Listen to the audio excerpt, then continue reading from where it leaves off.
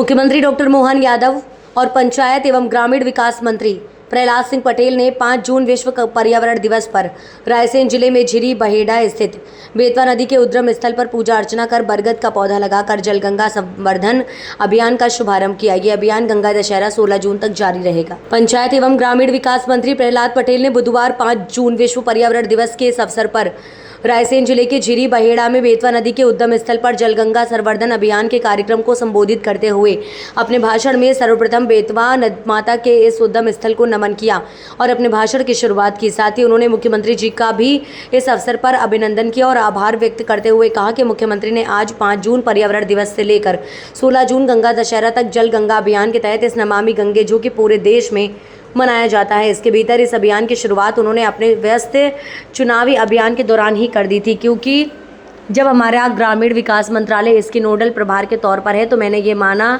था कि हम अपने अभियान की शुरुआत बेतवा के उद्यम से करें और आज मुख्यमंत्री ने कृपा पूर्वक उपस्थिति दी है।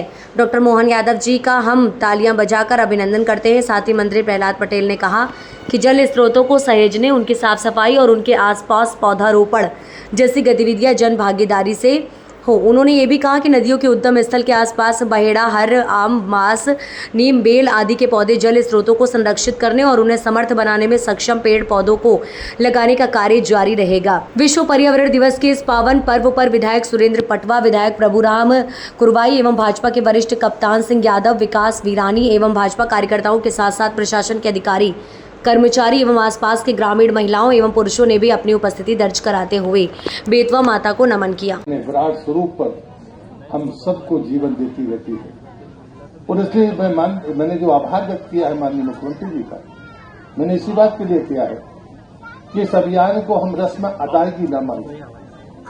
सरकार मध्य प्रदेश की उसने बहुत काम किया, चाहे वो कुएं खोदने का काम हो, चाहे खेत तालाब का काम हो, चाहे हमारे तालाबों के उन्नयन का काम हो। अभियान चले हैं, इसमें कोई दो मत नहीं, उनने सफलता भी अर्जित की है।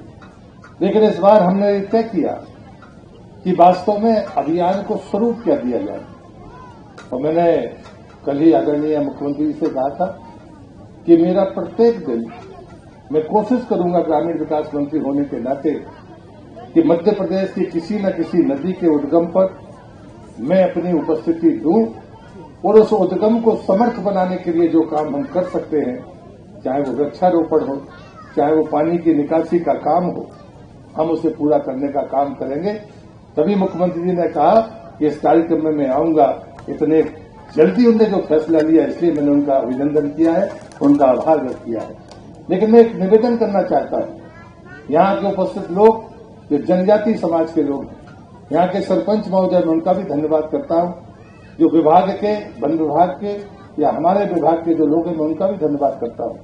लेकिन उनसे मैं एक विनम्र निवेदन भी करता हूं, एक अपील करता हूं कि हम पौधे लगाने की बात तो करते हैं, लेकिन जल स्रोतों के पास किस प्रकार के पौधे लगे इस पर हम विचार नहीं करते। जो पौधे हमें उपलब्ध होते हैं वो हम लगा देते हैं और वो शायद हमारे स्रोत को नुकसान पहुंचाने का काम करते हैं। इसलिए मैंने जो लोग देश में तमाम जगह पर काम कर रहे हैं, उसमें रामचंद्र मिशन भी है।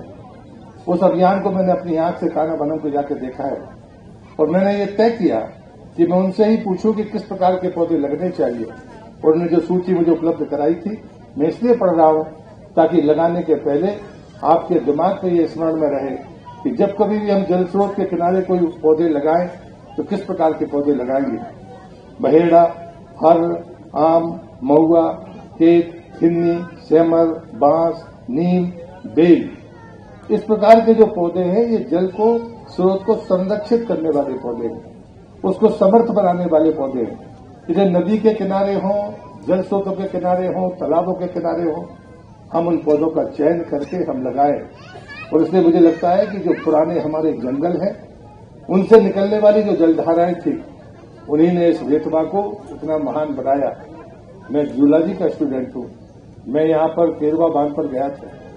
आपको आश्चर्य होगा कि ये केरवा बांध से ऊंची जगह है, वो केरवा बांध जियोलॉजिकल दृष्टि से नीची जगह है, लेकिन इसका बहाव गंगा बेसिन की तरफ हुआ, नर्मदा बेसिन की तरफ नहीं हुआ। केरवा का पानी नर्मदा बेसिन में जाता है, लेकिन बेतवा का पानी गंगा बेसिन में जाता है। इसलिए मुझे लगता है कि जो नाम आपने दिया है वो नाम, मुझे नहीं पता कि ज्वाला जी की आपको जानकारी थी या नहीं, लेकिन महाकाल ने आपको जो दिशा दी, इसलिए मैं कहूंगा कि ये जानकारी हम सबको भी होनी चाहिए कि बेतवा का उद्गम गंगा विषन की तरफ है, ये जाकर मां गंगा में मिलती है और ठीक पीछे केरवा है, वो जल जाकर नर्मदा में मिलता है। ये इतना महत्वपूर्ण स्थान है। और जब ऐसी परिस्थितियां बनती है तो ये परिस्थितियां सिर्फ इस बात के लिए नहीं है, ये परिस्थितियां हमको विशिष्ट बनाती हैं। मैं दावे के साथ कह सकता हूं, इस जंगल में ऐसे पौधे होंगे जो दूसरे जंगल में नहीं मिल सकते हैं। आवासी हूं और इसलिए मैं कहता हूं, उसमें कई बार हम अपनी जानकारी के बगैर उसे काट देते हैं। मैं इस समय हमारे एक मित्र जो बासौदा के हैं थे, अपने देवेंद्र जी यादव, उनका मैं निवेदन, उनका स्मरण जरूर करूंगा। वो बार बार मुझसे कहते थे, जब हम दोनों दोस्त थे, आज उनके पुत्र और उनके साथ जिनने बेतवा की पैदल यात्रा करके बेतवा के संरक्षण का काम किया था, उनके कहने पर ही मैं स्रोत पर आया था। और इसलिए आज मैं उनको स्मरण करता हूं कि ऐसे भी लोग हैं जिनको राजनीतिक जीवन में शायद कुछ ज्यादा इच्छा ना हो या उन्हें कुछ ना मिला हो, लेकिन उसके बाद भी वो प्रकृति के संवर्धन के लिए, नदियों के संरक्षण के लिए कुछ करने का काम करते हैं। ऐसे तमाम लोगों के लिए भी मैं स्वर्गीय अनिल यादव को श्रद्धांजलि देते हुए अपनी बात को यहां समाप्त करता हूं। फिर से माननीय मुख्यमंत्री जी को ये बताना चाहता हूं कि इन दिनों में हम वो तमाम अभियानों को पूरा करेंगे जो जल संरक्षण और संवर्धन के लिए महत्वपूर्ण होंगे। मैं अपनी बात को यहां समाप्त करता हूं। हम तमाम उन आदिवासी अपने भाइयों और बंधुओं को जिन्होंने एक साथ 108 पेड़ लगाने में, यहाँ पर हमारी माताओं बहनों ने एक साथ अपने 108 पेड़ लगाने में योगदान किया है, उनके लिए भी जरा ताली बजा दीजिए। मैं चाहता था कि मुख्यमंत्री जी वहां से जाएंगे, वो सब अपने अपने गड्ढों में खड़े हुए थे, उनने अपने वृक्षों को ईमानदारी के साथ वहां पर लगाया है। जिन लोगों ने वाद्य यंत्रों के साथ आदरणीय मुख्यमंत्री जी का और हमारे तमाम लोगों का भी अगवानी की, मैं उन सबके प्रति भी विभाग का मंत्री होने के नाते आभार व्यक्त करता हूं। पंचायत के नागरिकों से भी यही प्रार्थना है कि आप आश्वस्त रहिए कि कंक्रीट के विकास तो होते रहेंगे, लेकिन ये जल की धाराएं अनवरत चलती रहें, इसके लिए आपका योगदान था, योगदान है और योगदान होता रहेगा। इस अपील के साथ अपनी बात को समाप्त करता हूं। भारत माता की जय, वंदे मातरम को मैं नमन करता हूं और आदरणीय मुख्यमंत्री जी का मैं इस अवसर पर अभिनंदन भी करता हूं और उनका आभार मानता हूं कि उन्होंने आज 5 जून पर्यावरण दिवस से लेकर 16 जून गंगा दशहरा तक जल गंगा अभियान के तहत, जिसे नमामि गंगे पूरे देश के भीतर माना जाता है, उसके भीतर इस अभियान की शुरुआत उनने अपने व्यस्त चुनावी अभियान के दौरान ही कर दी थी। तब चूंकि हमारा ग्रामीण विकास मंत्रालय इसकी नोडल विभाग के तौर पर है, तो मैंने ये तय किया था कि हम अपने अभियान की शुरुआत बेतवा के उद्गम से करें और आज उन्होंने कृपापूर्वक यहां पर उपस्थिति दी है। आदरणीय डॉक्टर मोहन यादव जी के लिए तालियां बजाकर हम सब स्वागत और उनका अभिनंदन करें।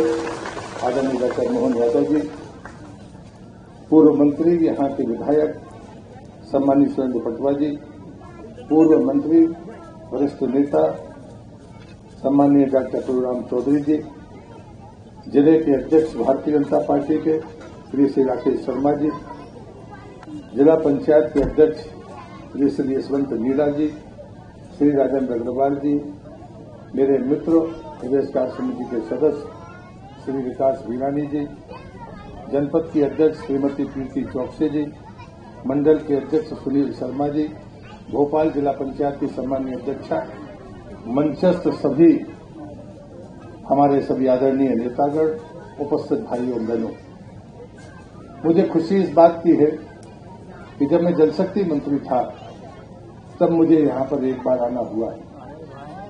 हमारी नदियों से हम जो लेते हैं, जो लाभ हम प्राप्त करते हैं, लेकिन हम कभी जानने की कोशिश नहीं करते कि वो मूल केंद्र क्या है जहां से जल